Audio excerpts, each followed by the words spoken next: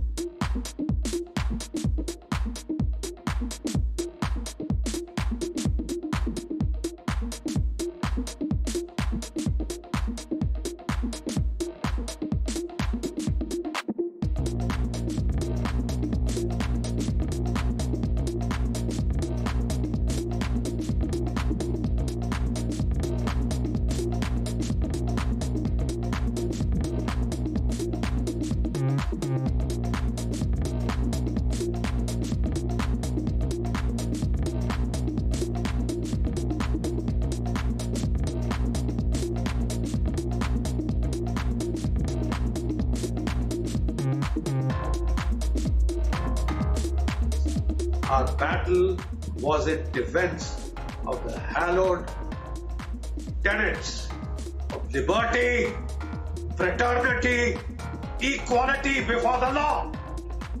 The liberty of a citizen cannot be so easily taken away and trifled with. If you are doing your duty to stand up for the truth, you cannot be muzzled. You cannot be threatened. You cannot be intimidated. A whole slew of cases cannot be put against you. We will fight and we will die if we have to. The truth will prevail.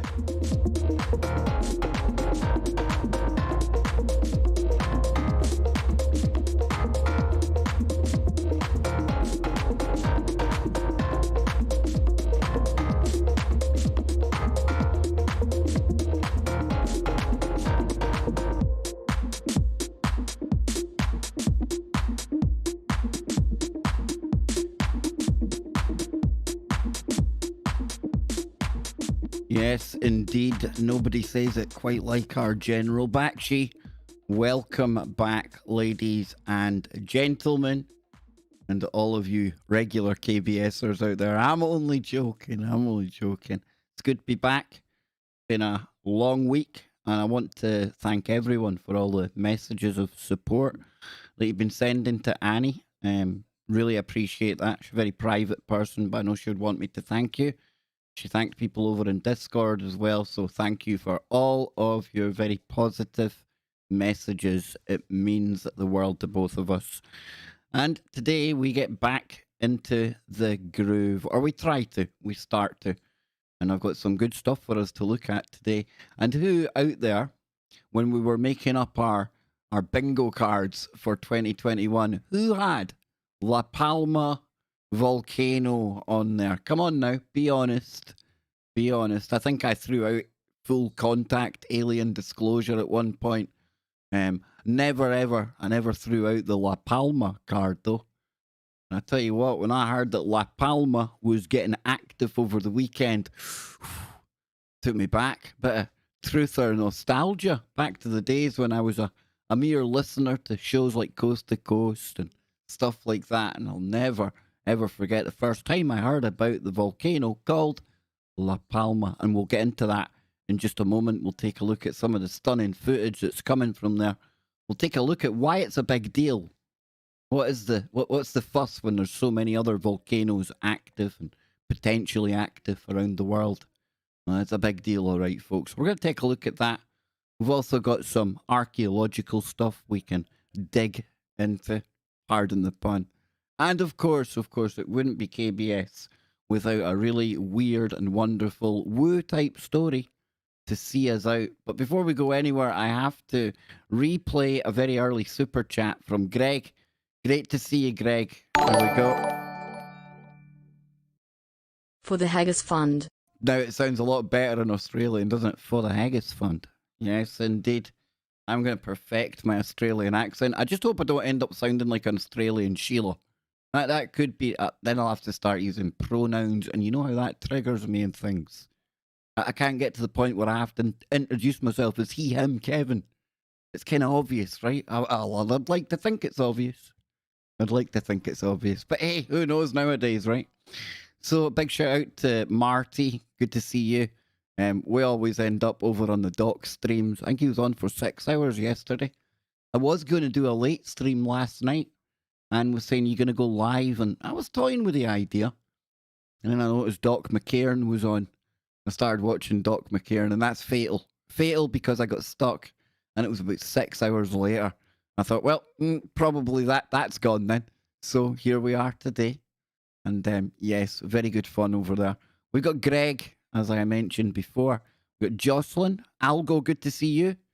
And Algo, he works. I know Algo is doing the same kind of work that I used to do in security.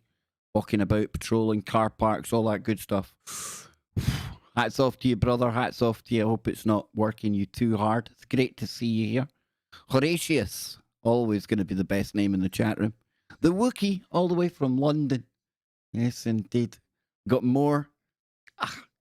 I really need to stop saying more because it's just Ron. And Ron was first in chat today. Well done. Bernays, another one who I see hanging out on a lot of the streams that I hang out in. And you might not see me on all these streams because a lot of the time I just go into lurk mode. Sometimes the chat distracts me from some of the information. Sometimes that's a good thing. Probably when I'm streaming, it's good to be distracted. But then there's other times you want to take the info in, and I just have to kind of make the screen bigger, shorten the browser a bit so I don't see any of the chat. And if I'm on the phone, you can just close the chat anyway, so that's not too bad. But I see you. I see all of you. Yes, I do. Pollination, good to see you. Nothing as it seems. Big tiger face. I think it's a tiger face, right? Bernays. Algo. Jose, good to see you. Some dude called KBS live streaming. The Regla girl. Stopping smoking today, Regla. Sending you lots of energy and prayers and strength. I know how difficult that particular task can be. ZX81, good to see you. And ZX81 put me onto something really cool today. A new search engine. That hey, I know you shouldn't Google yourself, but you're not Googling yourself. This is a different site. But Kev Baker Show actually returned the kind of results that I would want to see. Totally different to the results I got when I went to Google. Just saying, no complaint, overlords. I'm just saying there was a disparity there. I'm saying it's a good thing or a bad thing, right? So before I get the entire channel demonetized, not that we make very much anyway, but hey, let's get into it, shall we? And Marty's, Buzzacino's nipped in there. Mana Woo, he warns you of the black goo. He brings you tales from ghosts to grails and the freakiest things that are new. I like that. I like that. Russell, we're certainly going that deep today, my friend. Okay, so so when we get new subscribers to the channel now, we get a little thing popping up. That's pretty cool. Big shout out to Bob Salty Nation Berserker. What a cracking name. Now that's a name and a half. I'm sorry, Horatio, but I think that's probably the best name today. Now, let's talk about the La Palma earthquake. Well, it was major swarms of earthquakes leading up to this, and we were talking about this over in Disco last night as well. My good friend Troy. Troy was talking about how there had been in the region of 20,000 plus earthquakes in the swarm that occurred before all of this kicked off. This is one of the live cams that are currently running right now of La Palma, which is in the Canary Islands. We'll take a look at all that in a moment. There's another video over here. This was from Russia Today. Always a bit more dramatic during the night. And we're going to get into why this is an important volcano and why it is causing a lot of concern. A lot of concern. Now, I am no suspicious observers, and I'm certainly no Dutch synths. But we'll be taking a look at what both of those have had to say about what's going on and what is going on. So just to go over the basics here, this came out on Reuters a couple of days ago, and we'll get the latest news as well in a moment. But it says La Palma, Spain, 19th of September. A volcano erupted on the Spanish Canary Island of La Palma on Sunday, sending lava shooting into the air and streaming in rivers towards houses in two villages from the Cumbre Viejo National Park in the south of the island.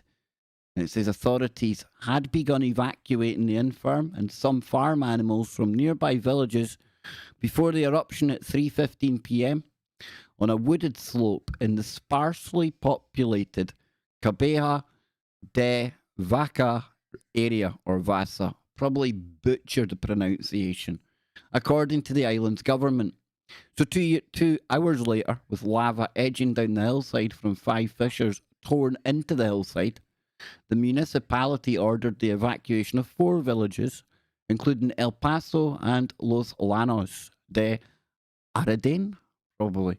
After nightfall, video footage showed fountains of lava shooting hundreds of meters into the sky, and there were 3 incandescent orange rivers of molten rock pouring down the hill, tearing gashes into woods and farmland, and spreading as they reached lower ground. So why all the fuss? Well, when I had first heard about this volcano, and I'm sure it was a coast to coast, and I was trying to think about this earlier on, and I was thinking about who it was that I heard talking about this. Now, I'm not entirely sure, but I'm confident in saying, and I'm going back a good few years now, because the hype around this volcano and what it could cause, it's nothing new. It's something that scientists and people have been talking about for a long, long time. And I think we're probably going back to about early 2000s, maybe 2005, 2006 region. And I'm sure, something tells me it was Stan Dale that was talking about this with George Norrie. Now, I could be wrong. It might have been later than that. But I'll never forget it, because I'd never heard of this before. And to be honest with you, when I started to hear about what they were saying it could lead to, I was a bit skeptical until I done a Google search and I started to look at it. And you know what? There is something very significant about this volcano, and it could have implications all around the Atlantic, because we're going to come over here now and take a look at why all the fuss. Listen to this. The youngest is the island of La Palma. It is formed from 2 volcanic ridges. The first is the extinct Cumbre Nueva to the north of the island. The younger, active Cumbre Vieja lies to the south.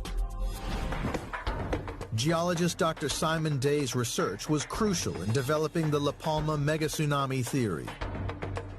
It began with an unusual rift that had opened up during a major volcanic eruption in 1949.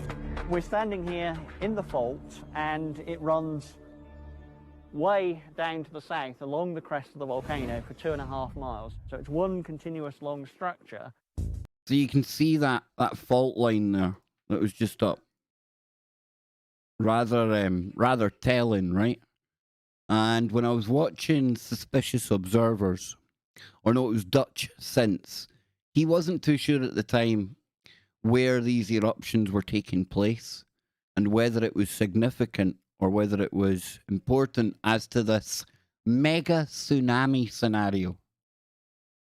Now, they're going to explain it on here, and we'll take a look at it more as well. But no hype, no fear, because according to the latest information from Suspicious Observers, the intensity of the quakes have gone down somewhat. And in his opinion, that's a good sign. And we have to bear in mind that this thing has popped off roughly every 100 years, as we'll hear from Suspicious Observers coming up, okay? I'm going to play the rest of this for you. Remember, no hype, no fear. It's information. Forewarned is forearmed. And it's a bit clickbaity, the title that I put. Not if, but when. But it literally is. Not if, but when. Continuous long structure. Day believes this fault is evidence of a geological time bomb, the beginning of a giant landslide. What we think will happen in some future eruption is that this fault will have gotten bigger and the whole of this western side will slide away in a giant landslide into the ocean to create the tsunami. This landslide would send the entire southwest section of La Palma, 1/6 of the island's total mass, crashing into the Atlantic Ocean in a single giant landslide. 1,200 billion tons of rock would hurtle towards the ocean at top speed. The resulting wave would head straight out into the Atlantic. After crossing the Atlantic and piling up again on, for example... Now look at that there. Look at that there, folks.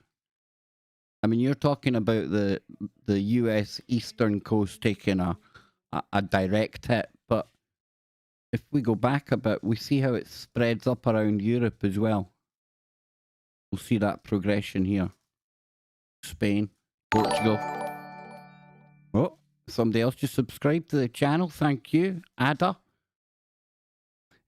Ireland, France, and then I'm not too happy about where I am in Glasgow, let's just say. So if we go back, we'll play the last little bit of this. ...seaboard of the United States, the waves there, we predict, would still be between 30 and 100 feet high, even though it seems so extraordinary. This is what happens in the geological record. This is what Earth does. Tsunamis are an inevitable part of Earth's dynamic structure. Their capacity to destroy is awesome. But as scientists begin to understand more about the origins of tsunamis, they are coming closer to predicting where and when these monsters may strike. Okay. Now, very, very dramatic stuff. Very, very scary as well when you think about it. But like I say, let's not jump the shark just yet, because we may have dodged a bullet. In my very amateur hour pseudo-scientific analysis of what's going on, I think, and that's the key word here, I think we might be right. This could be one of those moments. I hope it never turns into one of those moments where streamers say the most ridiculous things and hours from now something happens, okay? So if something does happen, we just forget this ever happened. I delete this stream and we go on as if I didn't get it wrong, okay? You feel me? Look, let's hope, like I say, this doesn't turn into what we're talking about here. This is a very worst case scenario. All right, and we're going to take a look at suspicious observers in a moment. We'll get his update from last night. As somebody who I respect when he talks about this kind of thing, he seems to know what he's on about, as does Dutch Since. I can't recommend these people more highly. They're the people you want to be following to get a really more accurate look at what the science may be and what may be going on and unfolding. But that's not to say that those guys are always right as well. Okay, we've just got to be aware of what's going on. And for me, with all of the other changes that's been happening in the world, and we talk about the changing of the ages, we've got Evan and Stephen Strong back on Thursday night in the UK, America, and that's Friday morning in the US. But again, you'll remember me even asking Evan what he was so worried about, because he said there was going to be a lot of changes taking place over the next couple of years, and he really didn't go into it. But we are going through a time of great change, ladies and gentlemen, and the Earth will to and fro. But that being said, we're not a channel here that is going to tell you it's impending doom and gloom. We put it out there, I provide, you decide. And I would rather be aware of this and it come to nothing than be oblivious to the potential that it holds. So I'm going to put on a little break for a moment, just a minute or two, get a little drink of my coffee, get the breath back. We'll come back, we'll listen to Suspicious Observers. And I'll also be telling you about who's coming up live over on the other Kev Baker Show YouTube channel today, and Odyssey, and Twitch, and of course the home of the Kev Baker Show, Truth Frequency Radio. It's going to be a busy, busy day right here on KBS, and I hope I've got all of you along for the ride. I'll be back in just a moment. Don't go anywhere.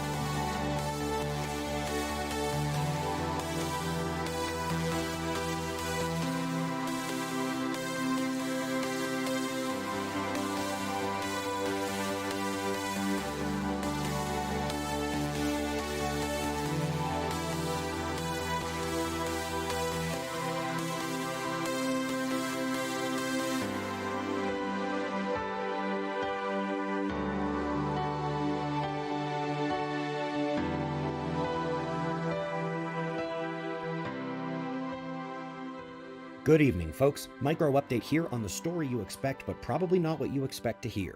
Cumbre Vieja went off today on the Palma, and many of you have been worried about it. We had reminded you earlier this week that the quakes were small, and that they get quake swarms and even have volcanic eruptions every few decades, and that it hadn't yet been enough to let loose the western half of the island and set a tsunami towards the east coast of the Americas. This week, the earthquake swarm was actually smaller than usual, even though there were a lot of them, and that indicates that the eruption was going to be small, and a release of a small flow of magma, and that's exactly what has happened today. We had very small earthquakes, a very small explosion, and now that the lava is flowing, the main pressure release valve is open. I realize this is a scary situation on a scary island with scary potential, but just like the quakes and the explosion so far, the flow is slow and relatively small. The 1971 eruption was bigger. It destroyed homes and a beach and lasted for 33 days. There was another in 1949 and a number of others in the 1700s, 1600s, and 1500s. The 1990 6.4 earthquake had no volcanic component at all. Folks, believe it or not, this is exactly what you would hope to see if the magma has to come up to the crust. If the earthquakes kick back in and they get bigger, then you know bigger magma intrusion and bigger eruptions are coming.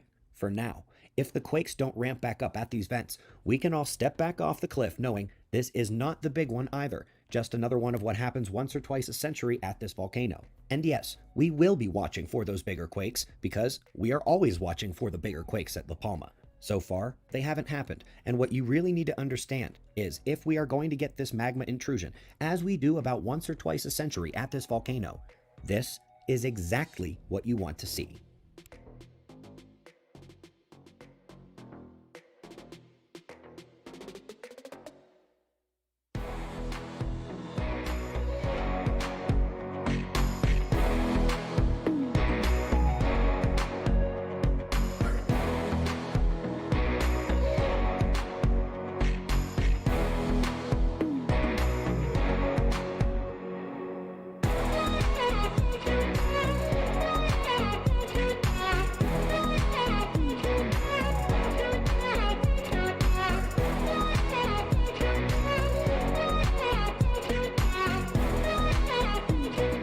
Okay, so here we go. Here's a quick note at the end from Ben Davidson, Suspicious Observers.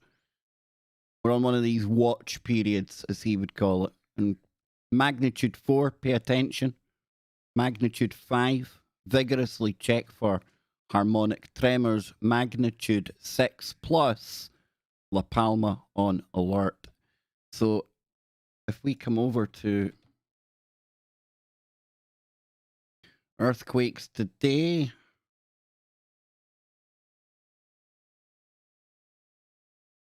Let's see. Okay, so we're in the wrong part of the world there. We want to come over here.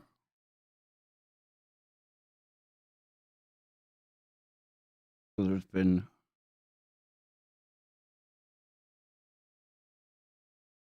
So are we to say that there's been no earthquakes there? Because that doesn't make sense to me.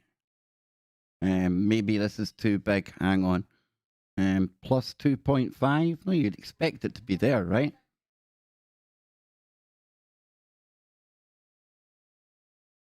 Here we are here.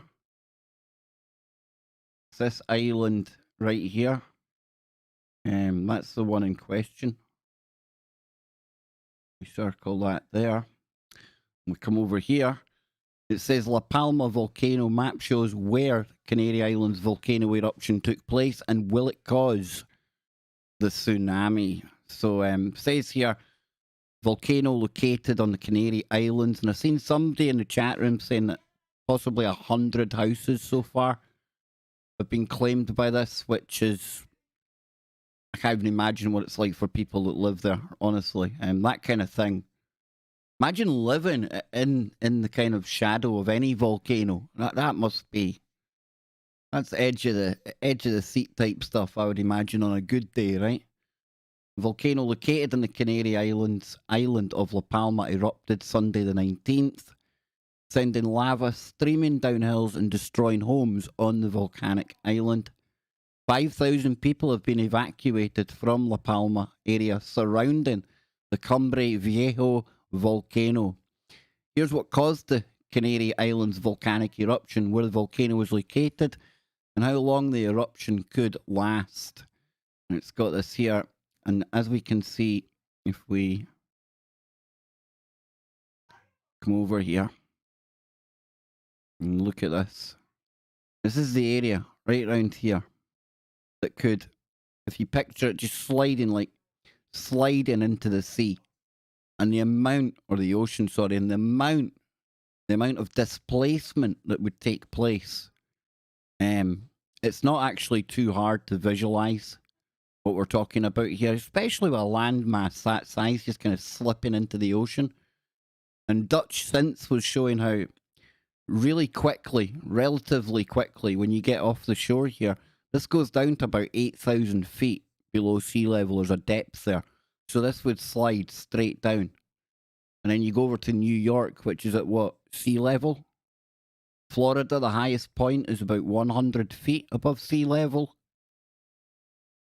Doesn't need me to tell you how this would be a very, very bad day if it was to go. However, I think we should be encouraged by the fact that this happened in the 70s. It's happened in the 1800s, 1700s, 1600s. It's almost as if it lets off some of the pressure, if I can put it that way, if that even makes sense.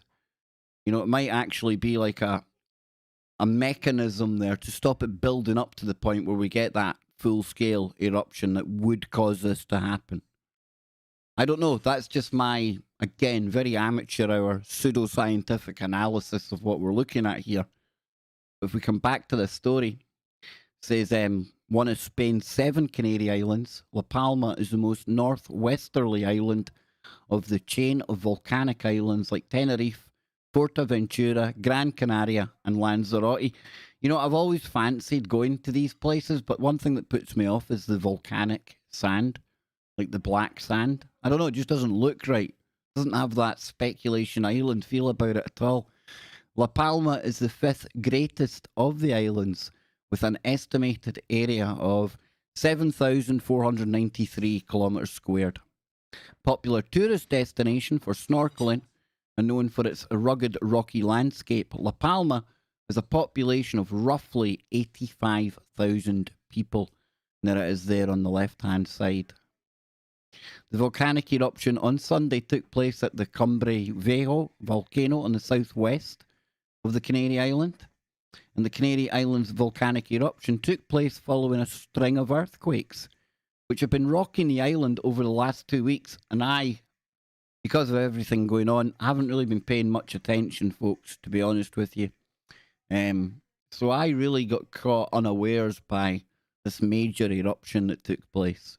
And when I seen it was La Palma, I feared the worst. But hopefully, like I say, we may have dodged that bullet.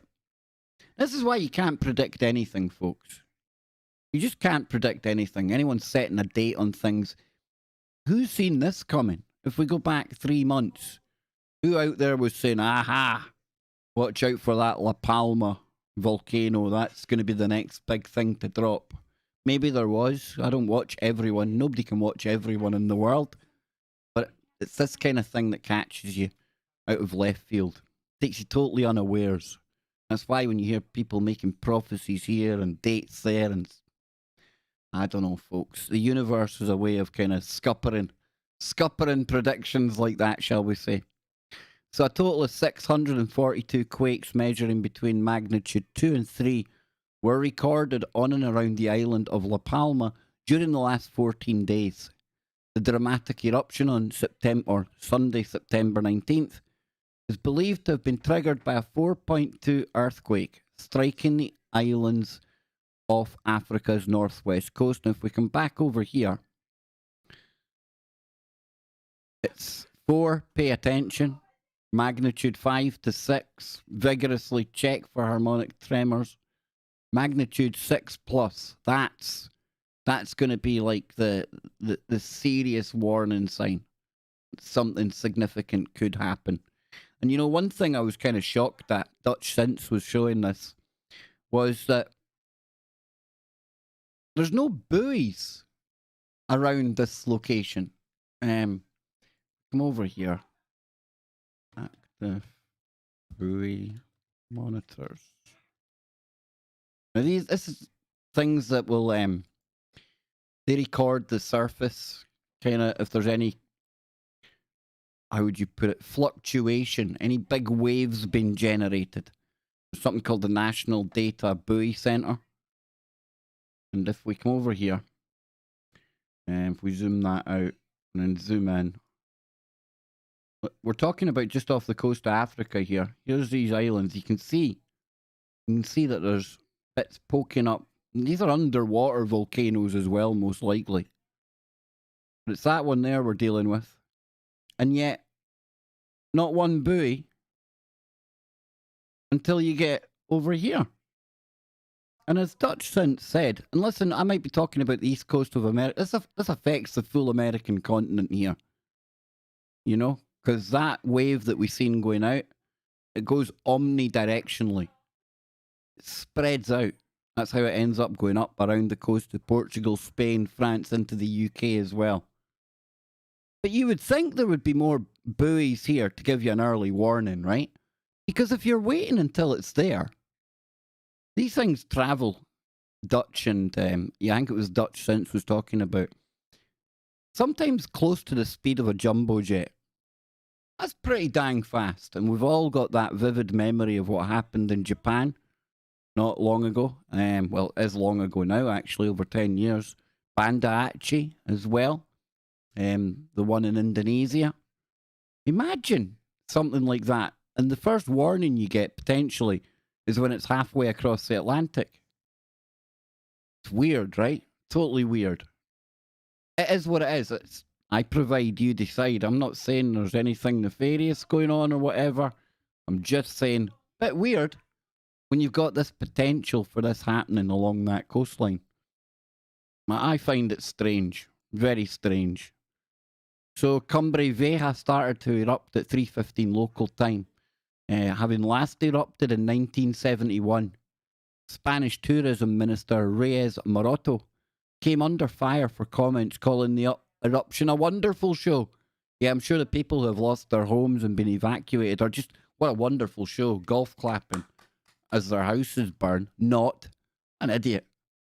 Potential attraction for tourists. Yeah, people will be flocking to the island. I mean, travel's really easy at the moment as it is anyway. I'm sure people are going to be changing their holiday plans. Oh, well, we'll just head for where the big volcano is going off. Yeah, sure. These people they're detached from reality. I've come to the conclusion all politicians are detached from reality. They live in their own world, truly. How long can the La Palma volcano eruption last? So volcanic eruptions can last between anywhere from days to months. A volcanic eruption at Iceland's Mount Fjardigardi. I know that's not quite how you pronounce it, but it's as close as I'm getting. To the southwest of Reykjavik is the longest to occur in half a century. Having begun on the 16th of March 2021, The Icelandic volcanic eruption will have lasted for 6 months as of September Sunday 26th. So the Canary Island has historically seen plenty of activity, with an underwater submarine eruption occurring in the waters off the island of El Hierro in 2011. And that's how you can get land masses popping up out of the sea that were never there before. The underwater volcanic activity that goes on. Pretty cool. The Canary Islands volcano is expected to collapse should another volcanic eruption cause at the summit of the dormant volcanic ridge. In the early 2000s, University of London scientists studied the volcano's destructive potential, finding that an eruption could trigger a dramatic landslide and consequent tsunami. Scientists have also said that the risk of such a seismic shift and chances of triggering a tsunami rippling out over the Atlantic and potentially affecting the United States is small, however. So that's what we've got on that article there. If we come over here, we can take a look at some of the top tweets about this. Here's what's going on in somebody's house by the looks of it.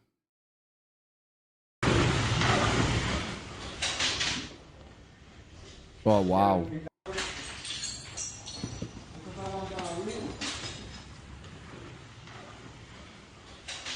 And the local mayor was calling this a tourist attraction. Isn't it magnificent? Isn't it lovely? Dang, dude. Lava swallowing homes, larger eruption imminent? Question mark. That's from 9 hours ago.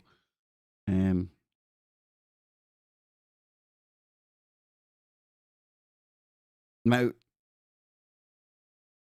I've got to say, when you look at photographs of whether it's this volcanic eruption or lots of the other ones you see, some of the colours, some of the images that you get, it's breathtaking, jaw-dropping. But then think of what it must be like if you live in the shadow of one of these things. Wow. Okay. So that was 19 hours ago, this one.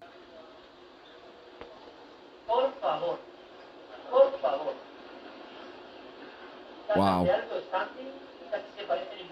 You know, you got to wonder, and again, this is me just thinking aloud. I don't know how the science works here.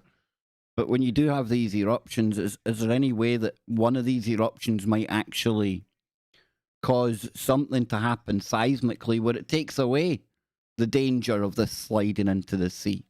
I don't know. Again, I don't know. Very amateur hour looking at this, and I admit that right off the bat. Emissions of the La Palma eruption is seen from space. The noise of the eruption can already be seen in the seismograms. Probably we couldn't hear that. That's it erupting 19 hours ago. Another video there. Wow. Dang, dude.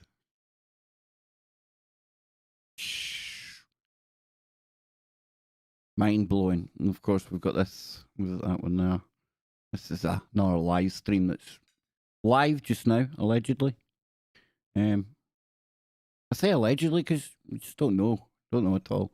If we come back here, if we go to La Palma Live.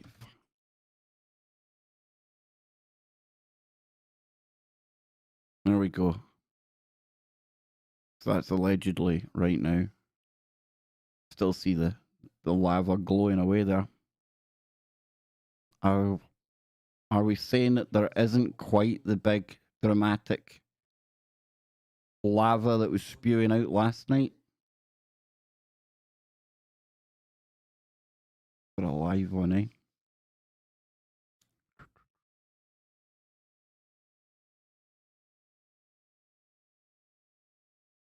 Yeah, it looks like they've all got the same feed, probably. Yep. There you have it, folks. There you have it. Now I'm going to get a quick drink of coffee like I do. Get the breath back, and we'll go again, and we'll go into some ancient woo, and then some good woo. And then we'll shift gears and get ready for Scary Mary. Yes, that's right. Mary DeCina is back on the Kev Baker Show later today, and she'll be taking your calls. Yes, she will.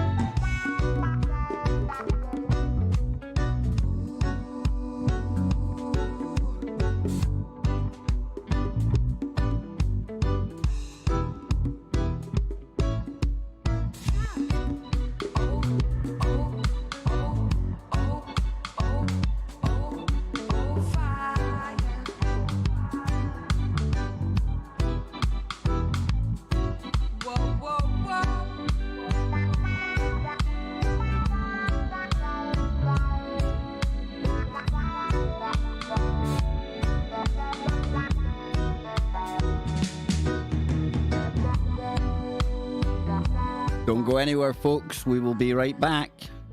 Some ancient woo. We're going underground. Maybe that's the best place to be right now, right? I'm only joking. Or am I?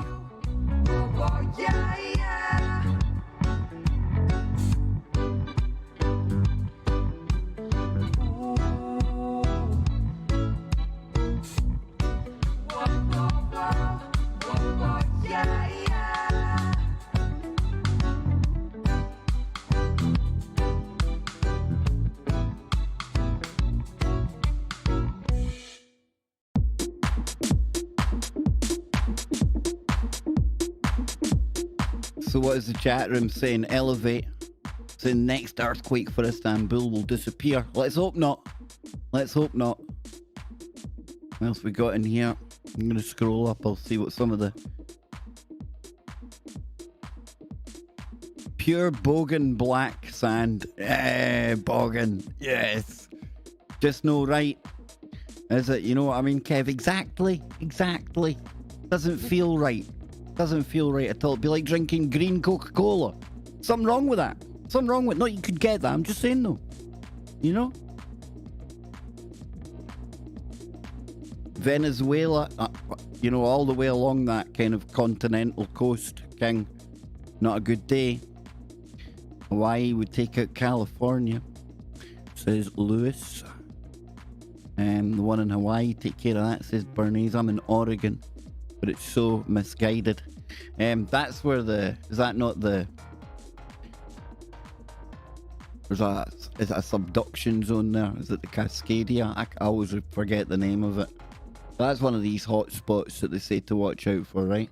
And not to be doom and gloom, but when you look at the whole ring of fire around the Pacific, it's kind of weird and eerie how there hasn't been the big one on the west coast of America. And I always remember that Joe Joseph. Oh man, he used to wind up my good friend Nano Girl all the time because she was in California, and he'd be telling her all the time, the big one's coming, Nano Girl.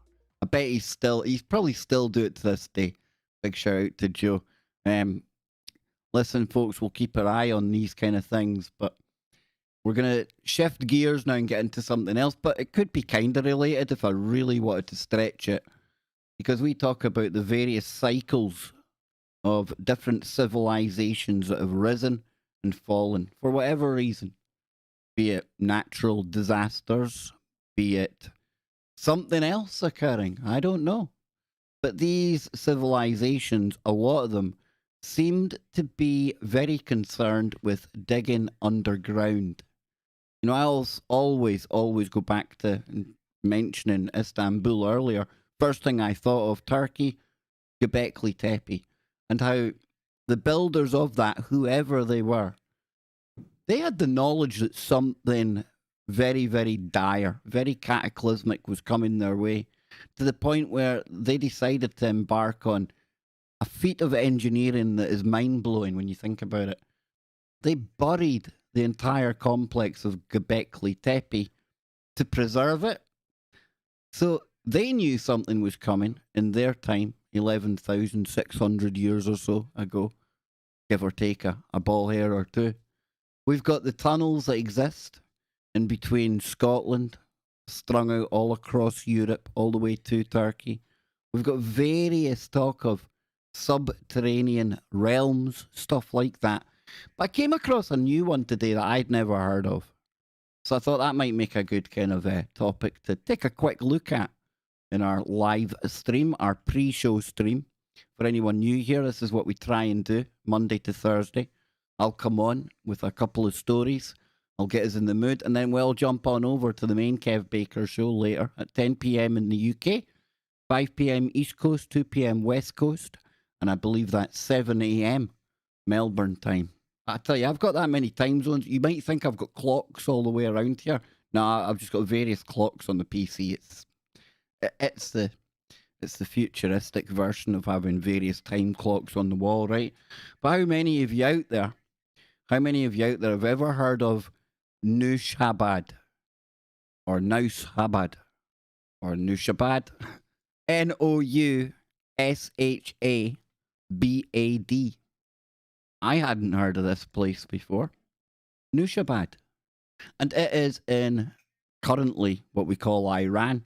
But if we think of Persia, because we're going back in time here today, it says Nushabad or Nushabad, also called Oei or Oyam, is an ancient subterranean city built beneath the small town of Nushabad in present-day Iran. The earliest parts of the city were constructed sometime during the Sassanid period between AD 224 to 651 and continued to be excavated during the post-Islamic era, with evidence of occupation lasting until the Qajar dynasty. Archaeologists have discovered human remains, earthen vessels, and stone instruments from the Sasanian, Ilkhanid, and Safavid periods. Butchered those pronunciations, right? Suggesting almost continuous use for many centuries. Researchers have identified 3 distinct levels reaching a depth of 16 metres, a complex network of interconnected tunnels and chambers covering an area of 3.7 acres. The different levels were constructed through vertical and horizontal channels that also functioned as a ventilation system, allowing the free flow of air throughout the substructure. Just think about that. I find that kind of thing just like mind-blowing, totally mind-blowing. We tend to think back in time, and we've got a bad habit, us modern-day humans, of thinking that these people hundreds of years ago, not very smart, not very switched on. You think about that part of the world, Persia. I'm pretty sure off the top of my head, that's where things like mathematics comes from. Language as well, if I'm correct. I may be wrong. But far from primitive peoples. Very far removed from it. So the city was accessed via short wells or narrow corridors hidden in houses, some hidden behind ovens, a mosque, a sizing castle, water channels and qanats, or in obscured locations outside the original town boundary. The city was so well hidden that Nushabad was only rediscovered when a town resident stumbled across the tunnels while digging a sewage ditch on the property. Makes you wonder whether there was almost like the city above ground and then almost this underbelly to it all. You know, maybe where, for whatever reason, some people dwelled beneath the surface and some people lived on top. I don't know. Archaeologists suggest that the city served as a concealed refuge against invaders, with portals blocked using large millstones to prevent access. It sounds like what you call it, Lara Croft, Tomb Raider. You step on the wrong bit and the big boulder comes rolling down. You ain't going down that road. No. It probably isn't quite like that, but it's the kind of place I'd expect to see Indiana Jones kicking about. He was kicking about in Glasgow, actually, not long ago, till he broke his hand, and then it was just a stunt double. Yeah. The new, okay, my son in the background is saying Indiana Jones, the actual Harrison Ford Indiana. He was never here, but his stunt double was. Yeah, who knew? Who knew you had to come to Glasgow to recreate a part of America for the new Indiana Jones movie? What a weird and wonderful world we live in, eh? What? Anne says they've done it really, really well. I did see pictures of the town, and it did look American. But then I seen the locals, and that really spoiled it. So the tunnel network also rises and falls across. Poor Anne nearly choked on her dinner there. It's true. It's true. As far as races of people go, the Americans are a far better looking race than us Scottish buggers. It just is. It is what it is, right? The tunnel networks also rises and falls across multiple levels, leading to various dead ends, creating a complex labyrinth designed to confuse intruders, like Lara Croft and Indiana Jones. Or would he be Persia Jones? I don't know. Persia Al Jones? I don't know. While travelling inside the substructure, Jimmy Jeans has sneaked into the chat room, folks. Yes, he's in there, dishing out free vitamins. What, Jimmy? Always prepared. Telling you, man. Jimmy will be on with me on Wednesday night. Yes, indeed. And I'll be joining Jimmy on probably Saturday nights real soon this week, in fact. Oh, so the first person in the line would light the wall-mounted torches. It's getting atmospheric now. While the last person in the line would turn off each successive torch, plunging the tunnels into darkness. Said it well, sus, didn't they? Families seeking shelter had their own individual chambers with carved niches that functioned as beds, or as benches or beds, all supported with water transported through pipes and quantas, storage spaces and toilets, allowing for the inhabitants to comfortably remain underground for long periods. And if I come over here, underground chamber, Roslyn. Let's see.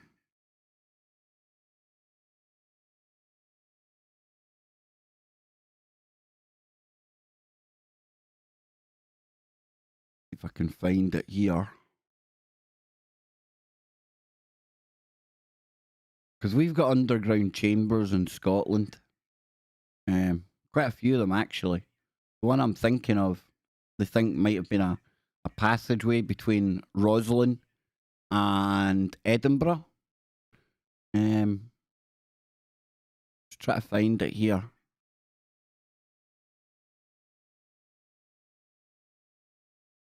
Unless I'm having like the biggest Mandela effect of my life, but I don't think so. Keep scrolling, Kev, keep scrolling. It's actually a damn good website. Keep that up. Bear with me, folks.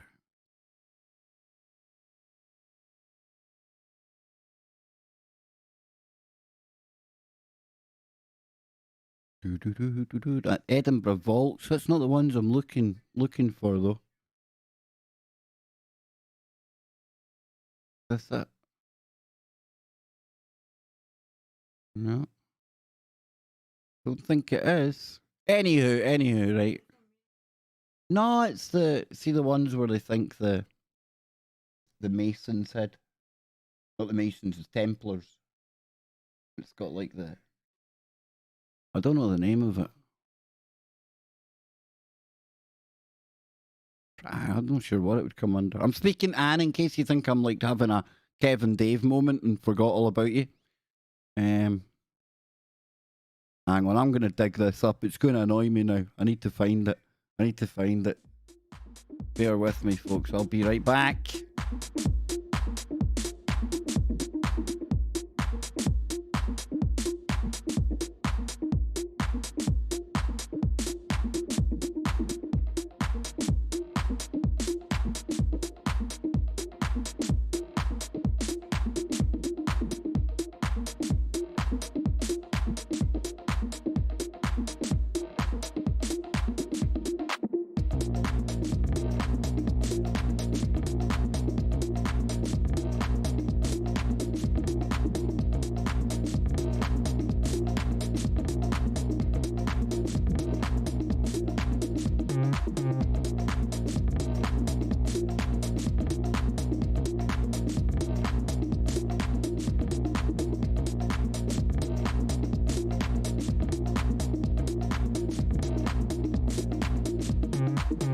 There we go, there we go. Whoa! Whoa! Saved us there. Thought I was having a brain fart, ladies and gentlemen, but no. Gilmerton Cove is a series of underground passageways and chambers hand-carved from sandstone located beneath the streets of Gilmerton, an ex-mining village, now a southeastern suburb of Edinburgh, Scotland. Come over here. We'll see what I'm talking about. Is that the only picture it's got of it? If that is the case, that's very disappointing. Over here, I'll get the images. This is what I'm talking about. This is what I'm talking about. There's some of the kind of stuff there. It's a strange one. If I blow this up, we'll be able to see it better. But you can see, like, that there's like cut right into the stone. It's like a little bowl. I've seen them kind of discussing what that may or may not have been used for. They think it may at one time been used for baptizing people when the church wasn't quite as in favour as it is today and things like that. Now, what the real reasons behind it was, I don't know, but when you look at this down here, it's something else, right? Very reminiscent of the tunnels that you see in places like we looked at before. Where was it? Where did it go? Where bloody hell did I put it? Don't tell me I lost it. I think I lost it. Dang. Dang, dudes. Okay, probably if I go back here, it's probably on this one, won't it? There we go. Very reminiscent indeed, right? Or maybe it's just me, I don't know. But pretty cool all the same. So we're going to move on because time is marching on rapidly. Got this one here. Al Nasla, Saudi Arabia's mysterious rock formation. Check that bad boy out. I'm sure a lot of you have seen this before, but I just thought it would add into today's information nicely. But how on earth's name did they do that? Now, no doubt somewhere there's some kind of authoritative source will say this is absolutely natural. Don't worry about it. Don't worry about the carvings on it, things like that. I'm joking, folks. But that is some doing, right? Literally cut straight down the middle. So if we come back over here, that's not the one. It says Saudi Arabia's Taima Oasis is home to a 4,000-year-old geological mystery. A strange rock formation perfectly split down the middle with the precision of a laser beam. It does look like something's come along with like some big giant lightsaber and just... Not quite that noise, but you get me. You feel me. Something like that, right? Well, I think, hang on. No, I can't find the sound clip I was after. I thought I had a lightsaber actual noise, but I don't. I need to get one. Because everyone needs a lightsaber noise for their stream, right? Anywho, but what really draws people's attention is the perfect split. Oh no, I've missed a whole bit out there. The world-famous Al Nasla rock formation is made up of two large sandstone boulders supported by a natural pedestal that appears much too small for its purpose. But what really draws people's attention is the perfect split between the two boulders. which appears to have been done with a powerful laser beam. The almost flawless split has inspired lots of speculation on the internet. Everything inspires speculation on the internet. Damn, I've even built an imaginary place for us all to go to called Speculation Island, complete with just lovely sand. No black sand, no volcanoes. We're not on some crazy caldera. That's the thing when you've got an imaginary island. You can pretty much make it the way you want, right? Anywho, this is where I lose the new subscribers that we made an hour ago. They'll think this guy's absolutely mad. And I am. Stone mad. In this case, very stone mad. Mad about stones. Not your stones, just stones. The almost flawless split has inspired lots of speculation on the internet, with some suggesting that Al Nazla is proof that ancient civilizations may have been more advanced than history tells us. You think? Do you think so? No shit, Sherlock. What looks like a simple crack at first glance quickly leaves people in awe, as the break is so exact and straight that it looks like somebody cut the sandstone boulder in two with a powerful laser. Al Nazla is only one of many rocks in the Taima Oasis that features a unique appearance, but it is the near perfect split that makes it stand out. It is kind of jaw-dropping, but I find it just as amazing. The base of them, like they said, the pedestals that they're just sitting on, is what it is, folks. I don't know. So it says the Al Nazla standing rock formation has created confusion among geologists and historians ever since it was discovered, as no one has really been able to explain how exactly it was created. The smooth shapes of the two boulders and the small pedestal could be attributed to the natural elements. Yep, this is totally natural, ladies and gentlemen. Totally natural. That happens all the time, right? You get big rocks that are just deposited onto smaller rocks that are absolutely perfectly cut down the middle. Nothing to see here, folks. Move along. That Kev Baker, he's a pseudoscientist at the best of times, and I'm proudly a pseudoscientist, which means I'm nothing. It's my joke. There you go. Not a funny joke, haha, I know, but hey, is what it is. Most geologists believe that the smooth split has a perfectly natural cause: tectonic movement. The earth shifted only slightly, but enough to cause the crack to open in two. And just happened that like there was just a pedestal sitting under it at the right point for when this crack to occur. And there's an earthquake going on, but they didn't fall over. Well, I tell you, I don't need to be any kind of scientist to say that just doesn't make sense. Earthquakes rumbling and enough to break a stone like that in two, but yet they managed to stay perfectly balanced on these pebble-like structures at the bottom. Not buying it. Not buying it. As mentioned above, there are also people who believe that Al Nazla is the work of an advanced civilization or that of aliens. Well, we can go to aliens, absolutely, but I think we sometimes do a disservice to those that went before us in previous cycles. And this could be far older than what they're telling us for all we know. And I am a firm believer that at various times throughout this planet's existence, there has been civilizations that have come and gone, many of them, throughout the various cycles. Some of them we know about. Some of them have become the stuff of myth, like Atlantis, stuff like that.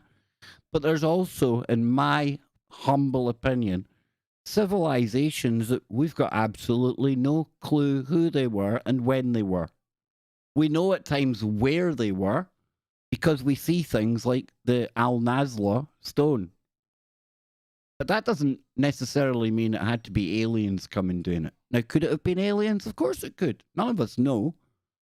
But I would like to think that at various times and different cycles, we have reached a high level of knowledge, a place where we can work with the natural energies of the planet to do these massive, massive engineering works that has the best architects and engineers scratching their head today. Because we look at it with our kind of mindset, the way we tackle things, and we think, well, how could they have done that back then? We need to really open our minds to just how magical and mysterious this planet truly is. And we're only here but for the blink of an eye.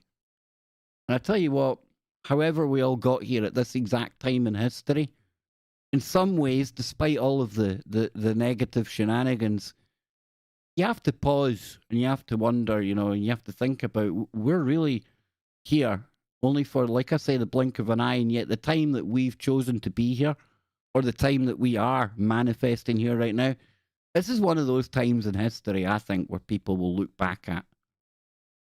I think it's on a knife edge. We either make it and we go totally extraplanetary, and we go all sci-fi, or we don't, and we hit the wall, and we go back underground. And maybe some people remember, the stories of the past, the old world, as it'll be remembered then.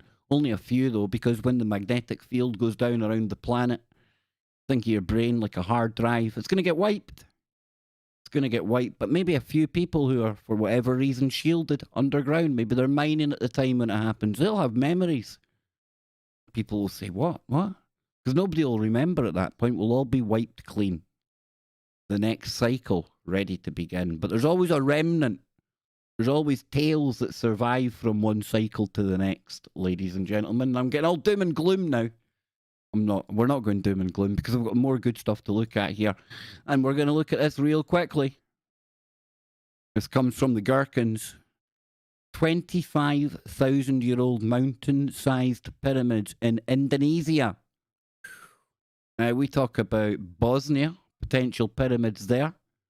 We obviously know about the ones in Egypt and China. There's ones in Sudan as well. They're everywhere, folks. Are we looking at another two here? This in 1914, archaeologists found a fantastic location in Gunung Padang in Indonesia. Two ancient stone mountains rest in this region. Mountains in the form of pyramids. Their size is truly massive.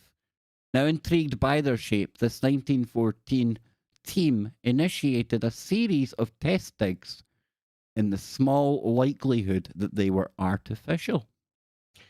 So the proposition of these two colossal land features being pyramids must have been virtually unthinkable to these initial explorers. Their subsequent excavations also concluded that the site was indeed a natural formation.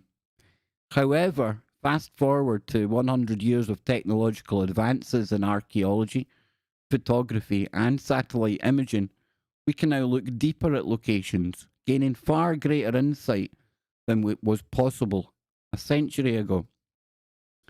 The archaeological societies are currently in a panic regarding an expedition undertaken to this site over 100 years after its initial discovery and disregarded.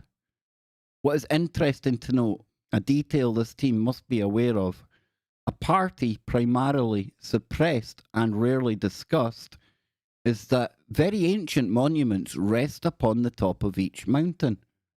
These headstones were later dated to 2,500 years old and confirmed as artificial megalithic structures. The reason the archaeological community is worrying is due to their possible size. They would dwarf the Great Pyramids of Giza. However, the pyramids in Giza are in an exceptional location. They rest on the centre of the world's landmass, and the question would be, why would Indonesia possess such ginormous pyramids? Well, it would appear that we've had pyramids all across the world. And I would find it stranger to find that there were no pyramids in Indonesia, no matter what size we're talking about, right? In 2010, geologist Dr. Danny Natawajaja, or Yaya, who earned a doctorate at Caltech, recognized the mountain as a possible artificial pyramid and began to explore using seismic tomography, resistivity survey and other remote sensing techniques, as well as some direct excavations and deep core drilling. Now, the results were immediately intriguing, producing evidence of deeply buried artificial chambers and yielding dates going back as far as 26,000 years. That would make the construction before the last ice age. Now, such ideas are hearsay to mainstream archaeologists. The archaeological establishment in Indonesia banded together against Dr. Nat, we're going to call him, or her, I don't know what it is, and his team, as he lobbied the political authorities, agitated locally, and succeeded in slowing down, though not completely stopping, the further explanation of Gunung Padang. However, Dr. Nat fought back, doing some high-level lobbying of his own, taking the matter to the president of Indonesia himself. There were further delays with elections in Indonesia, and still, just a couple of months ago, the final obstacles were lifted. Dr. Nat and his team moved back onto the Gunung Padang site with full approval to complete their work, including permission to excavate the concealed chambers. Although it may not be widely received, this excavation may be the most important currently being undertaken on Earth. Mainstream archaeologists are furious and have been lobbying to get the work stopped. Fortunately, to no avail, and preliminary excavations have produced results that prove beyond doubt that Gunung Padang is indeed an artificial pyramid of great antiquity. Wow. Even the relatively young layer so far excavated, the second artificial columnar rock layer beneath the megalithic site visible on the surface, has yielded dates of 5200 BC, nearly 3,000 years older than the orthodox dating for the pyramids of Giza.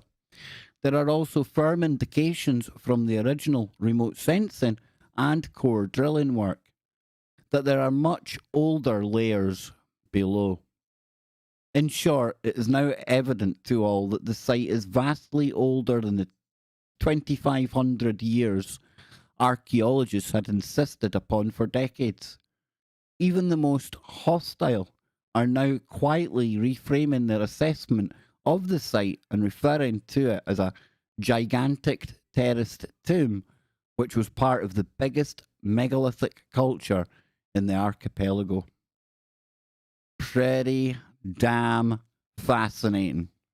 We do like our pyramids on here, ladies and gentlemen. We really, really do. But yeah, that came from the Gherkins. Karen, I'm not sure if she's in the chat room right now.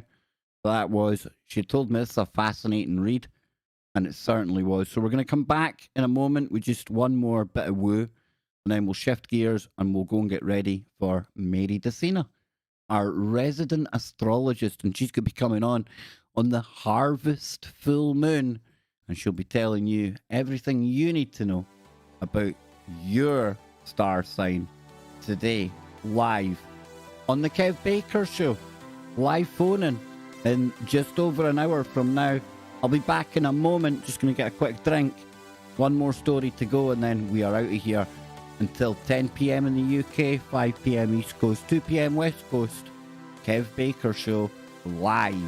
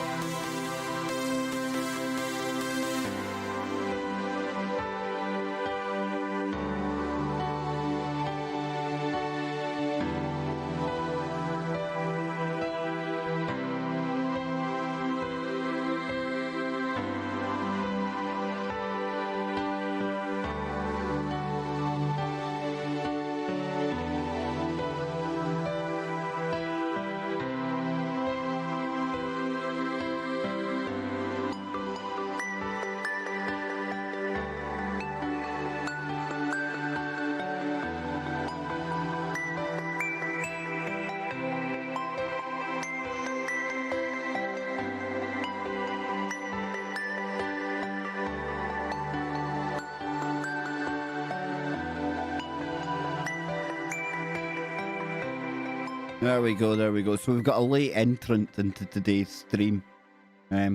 Sometimes the only thing I'll do on Twitter is post or retweet my lunatic of the day. There's a lot of lunatics going around on Twitter to choose from, let me tell you. However, I'm going to share my lunatic of the day on here with all of you right now. I just found it, just seen it there. I couldn't resist. People will do the strangest things, ladies and gentlemen. The strangest of things. Are you ready for this? Are you ready for the absolutely bizarre? Something that definitely is proof that we're in the midst of crossing the uncanny valley. If I was to tell you a rapper, yeah, a rapper no less, has gone and got gold chains implanted into his head. Lunatic of the day, ladies and gentlemen, goes to Dan Sir. There you go. There he is there. A Mexican rapper by the name of Dan Sir claims to be the first person to have chains implanted into his skull. I would say that's a pretty safe bet. Well, maybe not as safe as it would have been, say, 10 years ago, but hey, look, is what it is, right? Don't judge. Don't judge. Don't be judgy. I mean, we've all at one point considered putting gold chains in our head, right? Imagine trying to get through airport security with all that on your napper. Think about it, dude. Come on, man. It's hard enough to get through an airport nowadays as it is. You know what I'm saying? This guy here, he's got gold, look at the gold bars around his neck. Damn, eh? Some of these young ones over there might want to turn their back on the cartel life and go for the gangster thug life, right? So it says, when it comes to accessories, most people are content with getting their ears pierced. But for others, there is practically no limit to what they will pierce or implant into their own bodies. Maybe that's a stream we need to do. People get the weirdest implants. Will we do that tomorrow? I think we will. 23-year-old Mexican rapper Dan Sir, for instance, has taken things to the extreme by replacing his natural hair with a set of gold chains that he allegedly, had surgically implanted into his head. This is my hair, he said. Golden hair. The first rapper to have gold hair implanted in human history. The truth is that I wanted to do something different because I see that everyone dyes their hair. I hope not everyone copies me now. Don't worry about it, Dan. Not many people are copying you, dude. That's a unique look, my friend. A unique look. Sir has since appeared in a number of videos on TikTok and YouTube showcasing his new metallic locks. It's not clear if the chains really are implanted, nor is it clear what type of metal they are made from, but it's likely to be actual solid gold, given how heavy and expensive that would be. I have it as a hook that is implanted in my head, and that hook has hooks, and they're all hooked into my skull. Why don't we just call him the Hook? Hey, Hook. That's a better name, right? I heard Kevin laughing. There was a guy called Hook at the wrestling. Not a good look. Not a good name. The result is currently, or certainly, striking, albeit a bit impractical, given that they can hardly see what's going on. According to doctors, such implants are also potentially dangerous. Well, no shit, Sherlock. Captain Obvious. Do we have Captain Obvious on here? Surely we've got Captain Obvious. There he is. Almost. Yes, he's shaking his head. No wonder. Captain Obvious. I mean, come on, man. What is going on with these people? I need to make him smaller. There he is. I'm going to leave him up there for the duration of this. So it says, whether or not Sir will decide to keep his new locks, however, remains to be seen. I would imagine there's probably cartels over in Mexico that might just fancy helping themselves to this gold that's hooked onto his head. I'm just saying. So, yeah, people do the strangest of things. A lunatic of the day. So, last story, bit of woo before we go. Captain Obvious can get parked away. But there's something that really I've shared before that creeps me out.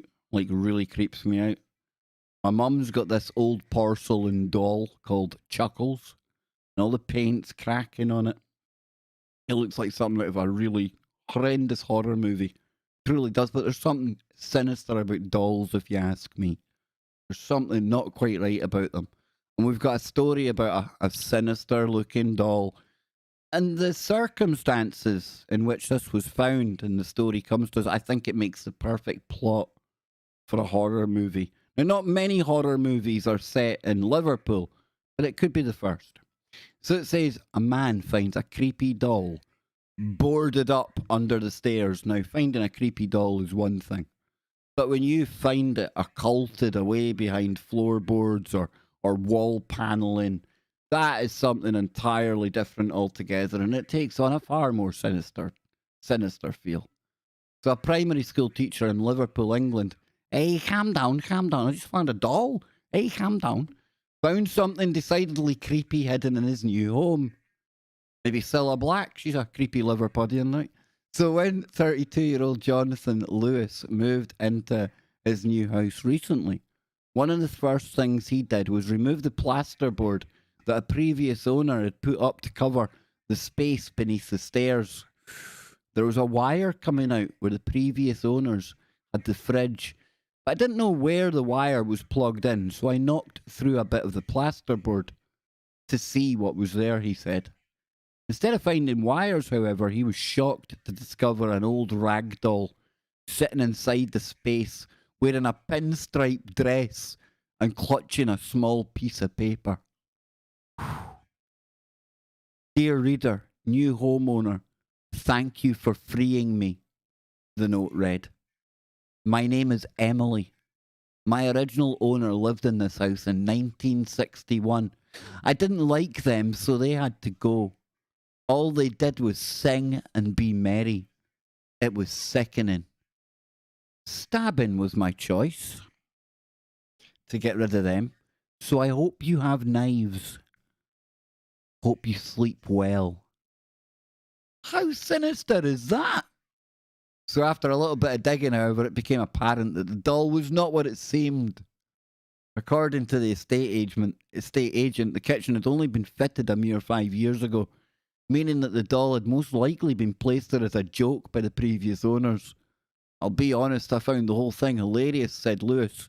I'll probably do exactly the same thing. That's just wrong. It's wrong on so many levels, but at the same time, being a bit of a practical joker myself, bloody funny as well, right? That's a good prank to get up to. But creepy dolls, have you got any hiding behind your walls? What happened to the previous owner of your house, eh? Do you ever ask yourself that at night when you go to bed? Probably not. Probably shouldn't. But listen, we're out of time.